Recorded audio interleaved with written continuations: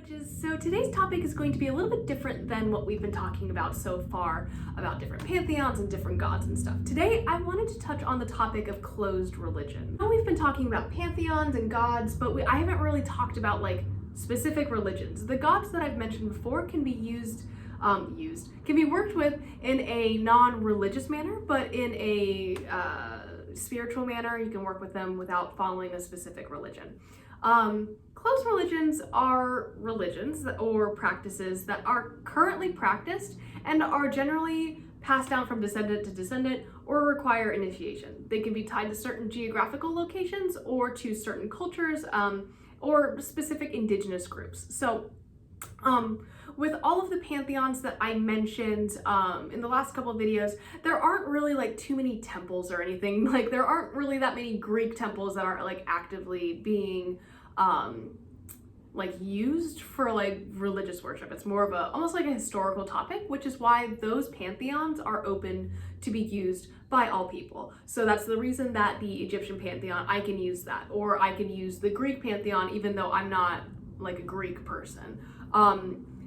A semi-closed religion is something that I haven't heard talked about a lot, but I wanted to touch on as well. A semi-closed religion is a religion or spiritual path that anyone can join, but you must do certain things to qualify as a devotee to that faith. So some examples are Christianity, because you must be baptized. In most denominations, baptism is like the thing to do. Conversely, in Wicca, generally speaking, if you are trying to join a coven, you are required to study for a year and a day and then be initiated. So there is like some sort of commitment. A lot of religions have that. Witchcraft, like I said, is not a religion. It is a spirituality, a spiritual practice. So there is not really that requirement. So again, semi-closed religions, anyone can join. You just got to do some stuff first, basically, before you get the ability to like call yourself that. Witchcraft, you don't. And then there are closed religions where you either have to be born into it, or you know, it's passed from descendant to descendant, or you must be like both born into it and initiated into the spiritual practice. Does that make sense? I hope that makes sense. So let's talk about like why these religions are closed, right? So really, some religions are closed because the information is meant to be kept secret to protect it from exploitation, right? A lot of times adherents to the religions were persecuted or even killed for their beliefs.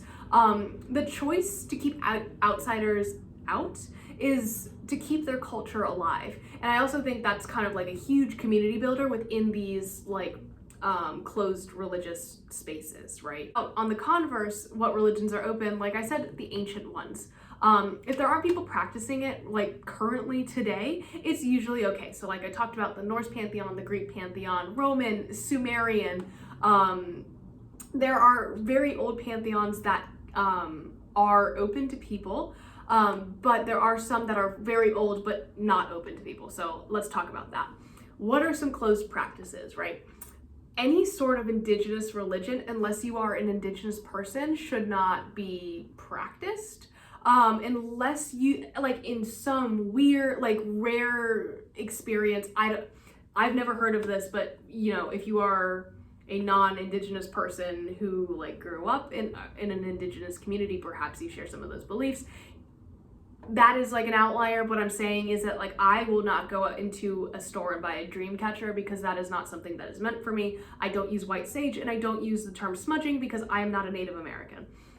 It's the same reason, even though I have family members who practice Santeria, which is a closed religion or closed practice. I don't go around calling myself a santera because I have never studied it. I haven't done the required work. I haven't been initiated. Just because like my tia is a santera and like does like card readings and like buys novena candles and stuff like that to do magic doesn't mean that that's something that I can claim. You know what I mean? Like I just haven't done the requisite work, so therefore I don't. This also applies to voodoo, and I have seen a lot of discourse about this.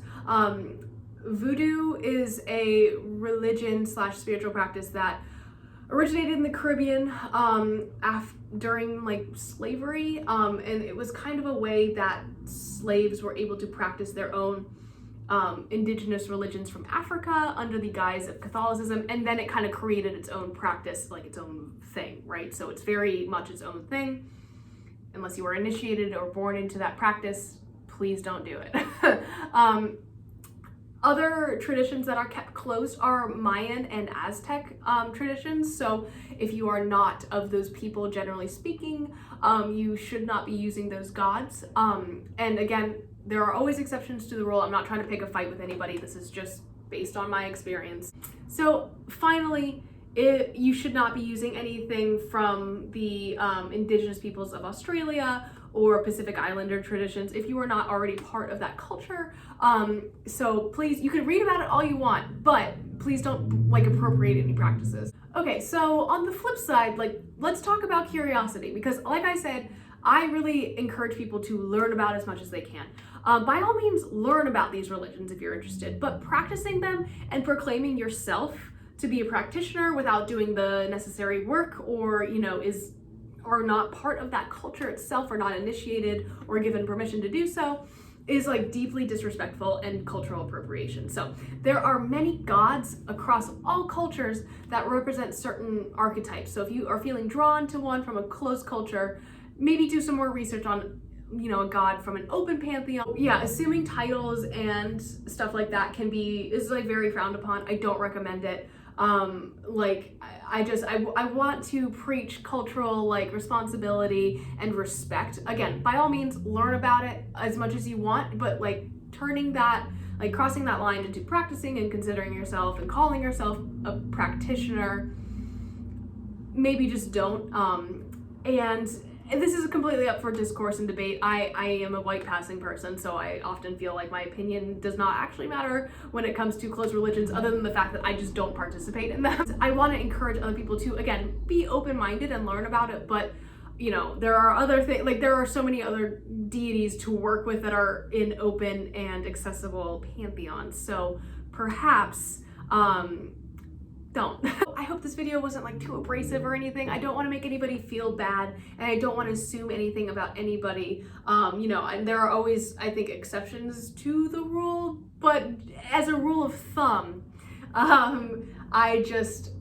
please be respectful to everyone out there, and just love each other and practice witchcraft in a respectful way. So yeah, closed religions. I'm gonna try to keep it short and sweet. Use your common sense. I'll see you guys tomorrow. Bye.